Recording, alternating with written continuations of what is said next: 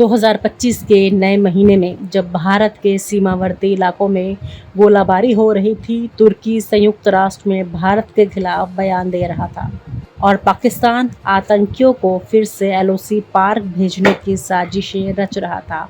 उसी वक्त दिल्ली के राष्ट्रपति भवन से एक संवैधानिक रॉकेट लॉन्च हुआ। सुप्रीम कोर्ट जी, आप बताइए, क्या राज्यपालों को टाइमलाइन देना संविधान के खिलाफ है?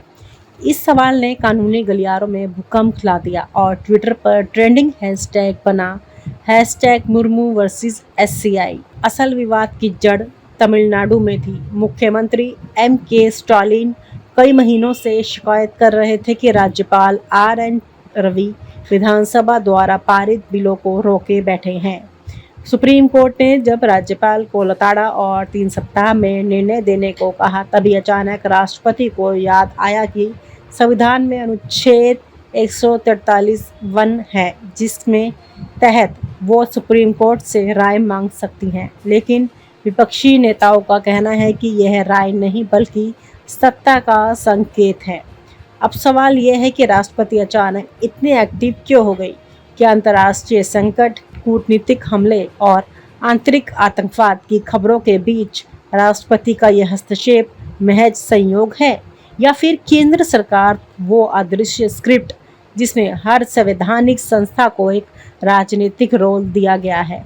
आलोचक कहते हैं, ये तो वही है जैसे देश के घर में आग लगी हो और रसोई में रसोइया चाय पीकर कड़ाही चमका रहा हो। दूसरी तरफ विदेश नीति का मोर्चा बुरी तरह से फंसा हुआ है। अमेरिका एक बार फिर पाकिस्तान और तुर्की को F-16 पुर्जे बेच रहा है। IMF पाकिस्तान को बेलआउट पैकेज दे चुका है और तुर्की ने कश्मीर पर संयुक्त राष्ट्र में बयान दे मारा है।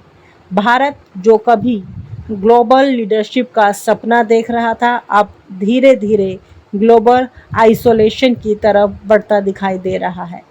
ऐसे में जब राष्ट्रपति मुर्मू संवैधानिक सवालों को उठा रही है और विपक्षी मुख्यमंत्री उन्हें राजनीतिक एजेंडे का हिस्सा बता रहे हैं, तो जनता की नज़रें सवाल पूछती हैं, क्या यही है राष्ट्रहित? अजीब बात है कि आतंकियों की घुसपैठ, डिप्लोमेटिक दबाव और सीमाओं पर युद्ध जैसे हालात राष्ट्रपति के एजेंडे में कहीं नहीं दिखते। उनका पूरा फोकस राज्यपालों, कोर्ट और संविधान की व्याख्या पर है। MK स्टालिन ने एक प्रेस कॉन्फ्रेंस में तीखा हमला किया। जब देश की सुरक्षा खतरे में है तो राष्ट्रपति का ये हस्तक्षेप केंद्र की साजिश नहीं तो और क्या है? उन्होंने दावा किया है कि केंद्र सरकार संवैधानिक संस्थाओं का राजनीतिक इस्तेमाल कर रही है ताकि गैर भाजपा शासित राज्यों को दबाया जा सके। उन्होंने यह भी कहा कि भारत का संघीय ढांचा इस वक्त अलर्ट मोड पर है। कई विशेषज्ञों का मानना है कि राष्ट्रपति द्वारा उठाए गए 14 सवालों का समय बहुत संवेदनशील है। सुप्रीम कोर्ट पहले ही राज्यपालों की निष्क्रियता पर सवाल उठा चुका है। अब जब राष्ट्रपति ने वही मुद्दा उल्टा घुमाकर कोर्ट पर ही पूछ लिया, तो कानूनी विश्लेषकों का कहना है कि इससे न्यायपालिका को कमज़ोर दिखाने का प्रयास हो सकता है और जब लोकतंत्र की तीनों संस्थाएं एक दूसरे से टकराने लगे तो सबसे ज़्यादा नुकसान जनता का होता है। तो क्या यह सब राष्ट्रपति मुर्मू की अपनी सोच है या फिर ये प्रधानमंत्री मोदी और गृह मंत्री अमित शाह की राजनीति का हिस्सा है? 2024 के चुनाव के बाद से भाजपा ने कई मोर्चों पर बैकफुट लिया है, लेकिन संवैधानिक संस्थाओं को आगे करके विपक्ष पर दबाव बनाने की नीति अब साफ दिख रही है। यह पोस्ट इलेक्शन पॉलिटिकल रीब्रांडिंग का हिस्सा लगता है। वहीं राष्ट्रपति भवन की चुप्पी इस पूरे प्रकरण पर और रहस्य पैदा करती है। कोई स्पष्टीकरण नहीं आया कि ये सवाल क्यों उठाए गए, जबकि SC पहले से ही फैसला सुना चुका था। सोशल मीडिया पर लोग पूछ रहे हैं, क्या राष्ट्रपति अब भाजपा की संवैधानिक प्रवक्ता बन गई है? और सबसे बड़ा सवाल, जब देश को सामरिक और कूटनीतिक मोर्चों पर सरबराही चाहिए, तब क्या ये संवैधानिक खेल राष्ट्र के लिए उचित है? लोकतंत्र का यही सौंदर्य कि यहाँ सवाल पूछे जा सकते हैं, लेकिन जब सवालों की दिशा सत्ताधारी ताकतें तय करें और जवाब देने वालों को बदनाम किया जाए, तब लोकतंत्र नहीं रिमोटक्रेसी चलती है। राष्ट्रपति मुर्मू के इस संवैधानिक एक्शन ने देश को एक बार फिर सोचने पर मजबूर कर दिया है कि क्या संवैधानिक संस्थाएं अब भी स्वतंत्र है या वो किसी और स्क्रिप्ट का हिस्सा बन चुकी है। तमिलनाडु की विधानसभा ने 2020 से 2023 के बीच 12 महत्वपूर्ण विधेयकों को पारित किया, जिनमें विश्वविद्यालयों में कुलपतियों की नियुक्ति, भ्रष्टाचार के मामलों में अभियोजन की स्वीकृति और कैदियों की समय पूर्व रिहाई जैसे मुद्दे शामिल थे।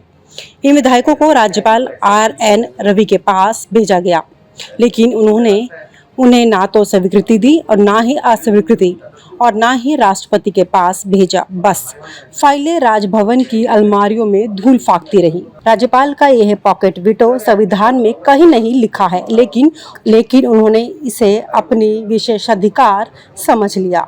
जब विधानसभा ने इन विधेयकों को दोबारा पारित किया, तब भी राज्यपाल ने उन्हें राष्ट्रपति के पास भेज दिया, जो कि संविधान के अनुच्छेद 200 के अनुसार अवैध है। सुप्रीम कोर्ट का हस्तक्षेप। राज्य सरकार ने सुप्रीम कोर्ट का दरवाजा खटखटाया। कोर्ट ने स्पष्ट कर दिया कि राज्यपाल का ये व्यवहार संविधान के खिलाफ है। कोर्ट ने कहा, राज्यपाल को विधेयक पर निर्णय लेने के लिए 3 विकल्प हैं: स्वीकृति देना, अस्वीकृति देना या राष्ट्रपति के पास भेजना, लेकिन यह निर्णय जितनी जल्दी हो सके ले लेना चाहिए।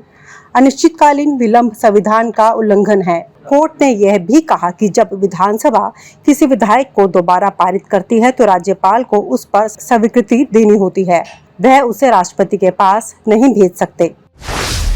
राष्ट्रपति का प्रश्न। सुप्रीम कोर्ट ने इस निर्णय के बाद राष्ट्रपति द्रौपदी मुर्मू ने अनुच्छेद 143.1 के तहत सुप्रीम कोर्ट से 14 प्रश्न पूछे, जिनमें मुख्य रूप से यह था कि क्या कोर्ट राज्यपाल और राष्ट्रपति को विधेयकों पर निर्णय लेने के लिए समय सीमा निर्धारित कर सकता है, जब संविधान में ऐसी कोई समय सीमा नहीं दी गई। ये कदम कई लोगों को असमंजस में डाल गया। क्या राष्ट्रपति न्यायपालिका के निर्णयों पर प्रश्न उठा सकती है? क्या यह कार्यपालिका का न्यायपालिका में हस्तक्षेप नहीं है? मुख्यमंत्री का प्रतिवाद। तमिलनाडु के मुख्यमंत्री M.K. स्टालिन ने राष्ट्रपति के इस कदम की कड़ी आलोचना की। उन्होंने कहा कि यह संघीय ढांचे और राज्य सरकारों की स्वतंत्रता पर हमला है। स्टालिन ने इसे विपक्ष शासित राज्यों को पंगु बनाने की केंद्र सरकार की साजिश बताया। अब जरा सोचिए, एक और राज्यपाल है जो विधेयकों को अनिश्चित काल के लिए रोक रखे है, दूसरी ओर सुप्रीम कोर्ट है जो उन्हें समय सीमा में निर्णय लेने को कहता है, और फिर राष्ट्रपति है जो कोर्ट में पूछती है कि क्या आप ऐसा कर सकते हैं। ये पूरा घटनाक्रम एक नाटक जैसा प्रतीत होता है, जिसमें हर पात्र अपनी अपनी भूमिका निभा रहा है, लेकिन अंत में जनता को ही नुकसान हो रहा है। यह संवैधानिक संकट हमें सोचने पर मजबूर करता है कि क्या हमारे लोकतंत्र में संस्थाओं के बीच शक्ति संतुलन बना हुआ है। जब राज्यपाल राजनीतिक कारणों से विधेयकों को रोकते हैं, कोर्ट समय सीमा निर्धारित करता है और राष्ट्रपति कोर्ट के निर्णय पर प्रश्न उठाती है, तो क्या ये लोकतंत्र के लिए खतरे की घंटी है।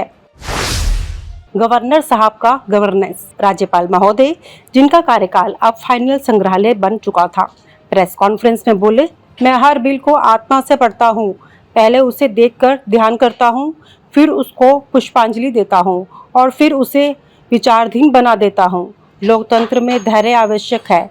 किसी पत्रकार ने पूछा कि विचार कब पूर्ण होगा, तो राज्यपाल ने उत्तर दिया, जब चक्र पूरा होगा तब निर्णय भी आएगा। सुप्रीम कोर्ट की पाठशाला। सुप्रीम कोर्ट ने जब आदेश सुनाया कि राज्यपाल विलंब नहीं कर सकते, तब ऐसा लगा जैसे शिक्षक ने क्लास के सबसे ढीठ छात्र को कहा हो, अब बस करो, फाइलें चबाना बंद करो और काम करो। लेकिन राज्यपाल की तरफ से वकील बोले, माय लॉर्ड, हमारे मुवक्किल आध्यात्मिक प्रक्रिया में हैं, संवैधानिक प्रक्रिया बाद में आती है। कोर्ट ने इतना तीखा धूरा कि पारा कोर्ट रूम से 4 डिग्री बढ़ गया। राष्ट्रपति भवन की पहेली। जब राष्ट्रपति ने 14 सवाल सुप्रीम कोर्ट से पूछे तो संविधान विशेषज्ञों की नींद उड़ गई। कोई बोला, क्या यह कैट के पेपर का हिस्सा है, तो कोई बोला, अब राष्ट्रपति भवन UPSC प्रीलिम्स का केंद्र बन गया है। सवाल इतने गूढ़े कि साक्षात केशवानंद भारती भी सिर खुजा ले। फेडरलिज्म का फिक्सर। राज्य सरकारें, खासकर विपक्षी, अब यह सोच रही थी कि अगर राज्यपाल की सारे बिल रोकें, राष्ट्रपति सुप्रीम कोर्ट से सवाल पूछे और केंद्र सरकार बैठकर पॉपकॉर्न खाए तो राज्य सरकार का काम क्या रह गया। मंत्री बोले, हमें तो कागज काटने वाली मशीन दे दो, कम से कम फाइलें काटेंगे तो लगेगा कि कुछ कर रहे हैं। डेमोक्रेसी का डेयर शो। संवैधानिक संस्थाएं अब टीवी डिबेट पे रियलिटी शो का रूप ले चुकी थी। एक चैनल ने डिबेट में नाम रखा गवर्नर वर्सेस गवर्नमेंट, कौन बनेगा संविधान का राजा। एंकर चिल्ला चिल्ला कर बोल रहा था, आप जवाब दीजिए, अनुच्छेद 200 में पॉकेट कहाँ लिखा है। और पैनलिस्ट बोले, पॉकेट संविधान के दिल में होती है, वहाँ लिखा है। संविधान की आत्मा जिसे अक्सर हर राजनेता अपने हिसाब से बुलाता है, इस बार खुद प्रकट हुई। उसने एक पत्रकार को सपना दिया, मैं थक चुका हूँ बेटा, कभी गवर्नर मुझे चीखता है, कभी कोर्ट मुझे मोड़ता है और अब राष्ट्रपति मुझे परीक्षा में डाल रही है, कोई मुझे गंगा किनारे आराम करने दो। पत्रकार ने सपना छापा, वायरल हो गया। अर्थशास्त्री की आंधी। एक प्रसिद्ध अर्थशास्त्री ने इस विवाद पर लिखा, जब राज्यपाल असहमति से इनकार करते हैं तो सुप्रीम कोर्ट समय सीमा तय करता है और राष्ट्रपति समय सीमा पर सवाल उठाती हैं तो जीडीपी 0.3% गिर जाती है। किसी ने पूछा, कैसे? बोले, बस गिरती है, गणना मत पूछो, हम भी व्यंग में हैं। लोकतंत्र की लोरी। शाम को संसद भवन के बाहर एक कवि ने माइक पर गाया, राज्यपाल बैठे ध्यान लगाएं, कोर्ट उन्हें बुलाए, राष्ट्रपति पूछे, प्रचंड महान लोकतंत्र रोता, कहाँ गए भगवान। तालियां बजी, लेकिन लोकतंत्र को नींद नहीं आई। उसे डर था कि अगली बार सुप्रीम कोर्ट के फैसले पर गवर्नर आरटीआई भी लगा सकते हैं। Silk route to supreme court. Rajbhavan से सुप्रीम कोर्ट तक एक वीआईपी सिल्क रूट बनाया गया, जहां हर फाइल सीधे टेबल से कोर्ट पहुंचती थी। बिना निर्णय के कोर्ट ने कहा, अब संविधान को ना पढ़े, उसे जिए। राज्यपाल बोले, हम तो योग कर रहे थे, फाइलें नहीं देखी। योगा दिवस पर उन्होंने ब्राह्मरी प्राणायाम से फाइलें उड़ाई। लोकतंत्र की लाठी। आखिर में जब सब कुछ व्यर्थ दिखा तो संविधान की आत्मा लोकतंत्र और जनमत ने एक लोक लाठी मार्च निकाला। बोर्ड पर लिखा था, संविधान को छोड़ो, काम से प्रेम करो। किसी ने पूछा, अब क्या होगा? जवाब आया, अब संविधान भी सोशल मीडिया पर आएगा और बोलेगा, #stop using me like a stepney. और आप हमसे जुड़े रहने के लिए सब्सक्राइब करें YouTube पर, फॉलो करें Twitter पर और लाइक करें Facebook पर। और ज्यादा जानकारी के लिए आपको टाइप करना होगा सिर्फ न्यूज़ नशा।